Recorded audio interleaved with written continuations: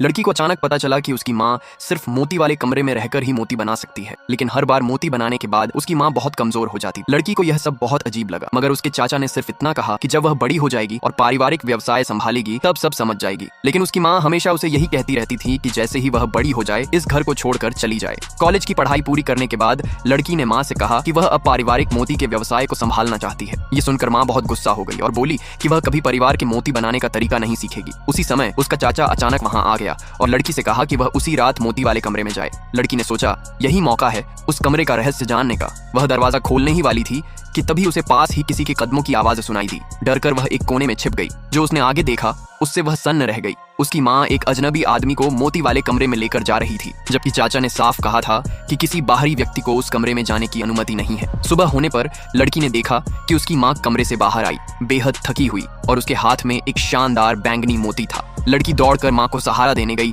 ताकि वह आराम कर सके, मगर माँ ने उसे रोक दिया और कमरे में जाने नहीं दिया। लड़की ने बहुत कोशिश की, दरवाजा भी पीटा, लेकिन माँ ने दरवाजा नहीं खोला। तभी लड़की को अचानक याद आया पिछली रात जो अजनबी आदमी कमरे में गया था वह अब तक बाहर नहीं आया। वह इस बात पर सोच ही रही थी कि उसका चाचा मोती वाले कमरे में चला गया। लड़की चुपके से खिड़की के पास गई और झांकने लगी। इस बार उसने देखा कि उसकी माँ और चाचा के बीच तेज बहस हो रही थी। उसने अपने चाचा को धमकाते हुए सुना अगर उसकी माँ ने मोती बनाना बंद किया तो वह लड़की को परिवार की संत स्त्री बना देगा और वहीं उसकी जगह मोती बनाएगी। उस दिन के बाद से लड़की ने देखा कि चाचा हर दिन नए अजनबियों को उस कमरे में लाने लगा और अगले दिन उसकी माँ के हाथ में हमेशा एक नया उच्च गुणवत्ता वाला मोती होता था। सबसे डरावनी बात यह थी कि जो भी उस कमरे में जाता वह कभी वापस नहीं आता और उसकी माँ की तबीयत दिन ब दिन बिगड़ती जा रही थी। चाचा को उसकी माँ की हालत की कोई परवाह नहीं थी, उसे बस समय पर मोती मिलने से मतलब था। आखिरकार एक दिन उसकी माँ गंभीर रूप से बीमार पड़ गई। माँ को इस हालत में देखकर लड़की का दिल टूट गया। उसने चाचा से कहा कि अब वह तैयार है, वह अपनी माँ की जगह परिवार की संत स्त्री बनकर मोती बनाएगी।